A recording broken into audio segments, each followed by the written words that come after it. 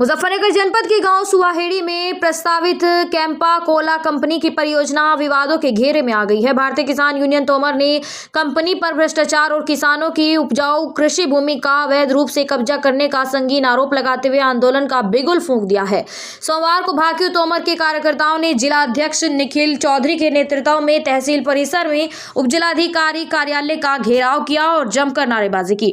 भ्रष्टाचार और प्रशासनिक मिलीभगत के लगे आरोप। धरने को संबोधित करते हुए जिला अध्यक्ष निखिल चौधरी ने सीधे तौर पर जिला प्रशासन की भूमिका पर सवाल उठाए। उन्होंने आरोप लगाया कि कैंपा कोला कंपनी द्वारा जमीन अधिग्रहण की प्रक्रिया में नियमों को ताक पर रखा गया है और इसमें भारी भ्रष्टाचार हुआ है।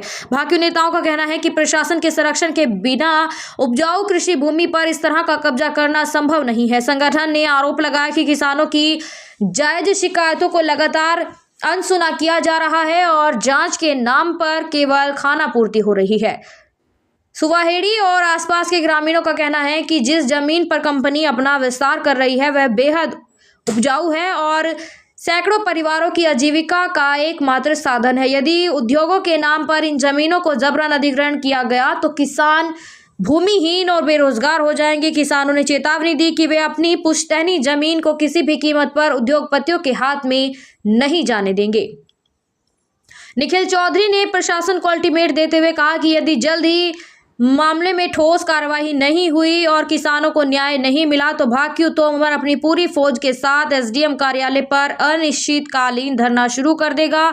उन्होंने स्पष्ट कहा कि जरूरत पड़ने पर इस आंदोलन को प्रदेश स्तर तक विस्तृत किया जाएगा। हालांकि प्रशासन की ओर से अभी तक कोई आधिकारिक प्रतिक्रिया नहीं आई है, लेकिन गांव में तनावपूर्ण माहौल देखते हुए भारी पुलिस बल की तैनात की संभावना जताई जा रही है। मेरा परिचय मैं जिला अध्यक्ष भारतीय किसान यूनियन तोमर से निखिल चौधरी मेरा नाम है। आज तहसील में एसडीएम कार्यालय में धरना दिया जा रहा है, क्या है मामला? हमारी 5-6 बिंदु है। हमारी जो प्रमुख बिंदु है गांव जो सुवाहेड़ी है, सुवाहेड़ी में कैंपा कोला फैक्ट्री है।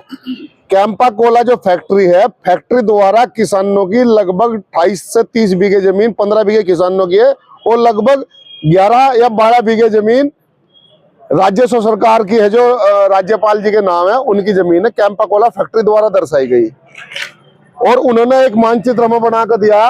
मानचित्र जो बनाकर दिया उसमें उन्होंने 278 बीघे दिखाई गई है और जो उसका बेनामा है, जो रजिस्टर्ड बेनामा है, वो 243 बीघे है।